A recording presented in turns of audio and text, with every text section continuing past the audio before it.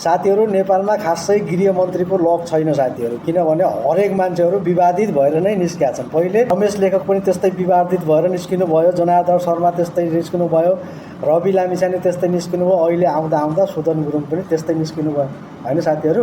विवादित पात्रको जोस नेपालमा गृहमन्त्री हुने मान्छेलाई अशुभ हुने रहेछ भन्ने थाहा पर्छ। जियानजी आन्दोलनमा बनेका गृहमन्त्री सुदन गुरुङ परे धरापमा। बिचौलिया दीपक भट्टसँगको कनेक्सन, खास के कनेक्सन हो त? पछाडि ब्याकग्राउन्डमा तपाईँहरूले फोटो देख्न सक्नुहुन्छ। उहाँले चाहिँ 55 लाखको सेयर लगानी भएको खुलासा भएको छ साथीहरू।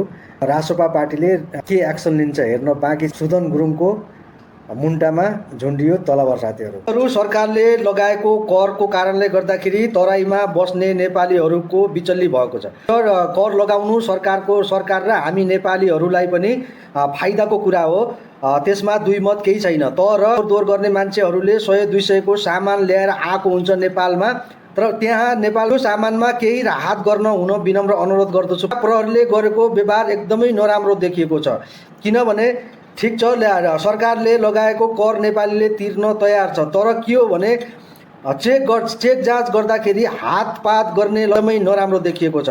सामाजिक सञ्जालमा यस्ता किसिमका भिडियोहरूले कस्तो सन्देश दिन्छ सरकारलाई? यो पनि सरकारको जवाबदाहिता हुनुपर्छ, किनभने त्यहाँ खटिएका प्रहरीले विनम्र साथीहरू एकजना वृद्धमाथि हातपात गर्नु भनेको कुनै न्याय हो? न्याय होइन भने वरिपरि बसेका मान्छेहरू पनि दोषी हुन्छन्। वरिपरिका बसेका मान्छेहरूले किन नरोकेको? यिनीहरू किन मूकदर्शक भएको?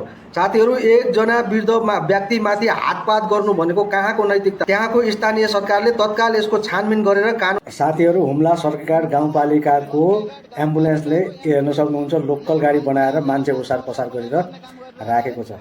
त्यहाँ चाहिँ दुख बिरामी भएपछि त्यहाँ फोन गर्दा गर्दा पनि यिनीहरूले उठाउँदैन भने आज प्रत्यक्ष हेर्न सक्नुहुन्छ त्यहाँको ड्राइभरले मान्छे ओसार पसार गरेको देखिएको छ। त्यहाँको स्थानीय सरकारको ध्यान जाओस् र यो मान्छे ड्राइभरलाई कारबाही हुने हो कि पालिकालाई कारबाही हुने हो गरोस्। Thank you so much. के सुनिँदैछ साथीहरू? पहिले भर्मर प्रधानमन्त्री बालेन शाहज्यूको अमेरिका हुने रे।